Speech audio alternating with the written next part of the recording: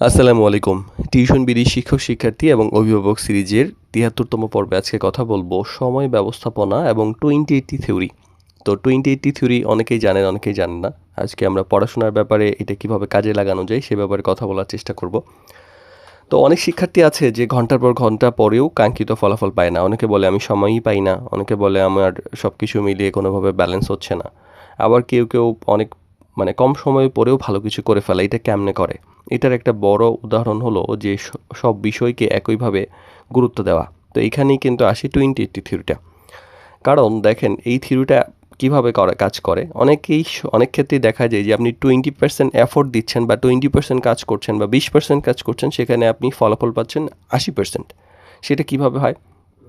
যেমন এইটা তো অনেক ব্যক্তির লাইফে অনেকে আছে, বাট পড়াশোনার মধ্যে দেখবেন যে আপনি প্রিভিয়াস প্রশ্ন যদি ঘাটাঘাটি করেন, দেখবেন যে খুব সারা বই থেকে কিন্তু সব প্রশ্ন আসে না। নির্দিষ্ট কিছু টপিকের উপর মানে সাধারণত প্রশ্ন আসে এবং যেগুলো বেশি গুরুত্বপূর্ণ সেগুলো থেকে আসে। তো এইটা যদি আমরা 20% ধরি, তাহলে এইটাকে যদি আমরা অনেক বেশি গুরুত্ব দেই, মানে যেগুলোতে বেশি গুরুত্বপূর্ণ, যেগুলোতে বেশি প্রশ্ন আসে, যেগুলোতে বেশি নাম্বার এনে দেয়, বারবার আসা প্রশ্ন, মূল কনসেপ্ট বা গুরুত্বপূর্ণ সূত্র বা টপিক, এই ব্যাপারগুলো যদি আমরা আগে ভালো করে শেষ করে ফেলি, তাহলে দেখা যায় এই 20% আপনাকে 80% সাপোর্ট দেবে। আর গুরুত্বপূর্ণ কাজগুলো আগে করুন। এইখানেই গুরুত্বপূর্ণ কাজগুলা, যে 20% যে কাজগুলা, যে কঠিন বিষয়, গুরুত্বপূর্ণ অধ্যায়, দুর্বল টপিক, এই ব্যাপারগুলা এমনভাবে আগেই শেষ করে ফেলুন যেগুলা যেন মানে এইগুলাই যেন বেস তৈরি করে দেয় এবং পরবর্তীতে ওইগুলা যেন পরে পড়লেও হয়। আর সময় নয় বরং ফলাফলের দিকে ফোকাস করেন। অনেকে আছেন যে ৫-৬ ঘন্টা পড়ছেন কিন্তু অকার্যকর, মানে এটা মনোযোগী না।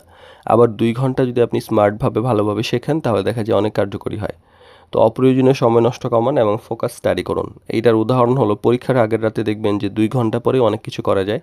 আবার অন্য সারা বছর দেখা যায় এই ২ ঘন্টা পরে কিছু হয় না। তো রুটিনেও কিন্তু 20-80 নিয়ম ব্যবহার করুন। ধরুন পরীক্ষায় ১০টি অধ্যায় আছে। সেক্ষেত্রে বাস্তবে ২-৩টা বা ম্যাক্সিমাম ৫টা অধ্যায় থেকে প্রশ্ন আসে।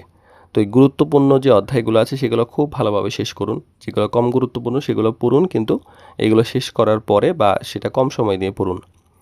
এবং বিভ্রান্তি যে আমাদের হয় সেটা কমান। যেমন অপ্রয়োজনীয় স্ক্রলিং, মোবাইল, এলোমেলো পড়াশোনা, এই ব্যাপারগুলা থেকে বের হয়ে আসতে হবে।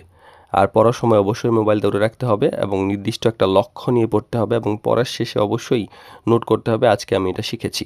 তাহলেই মোটামুটি জবাবদিহিতা তৈরি হবে।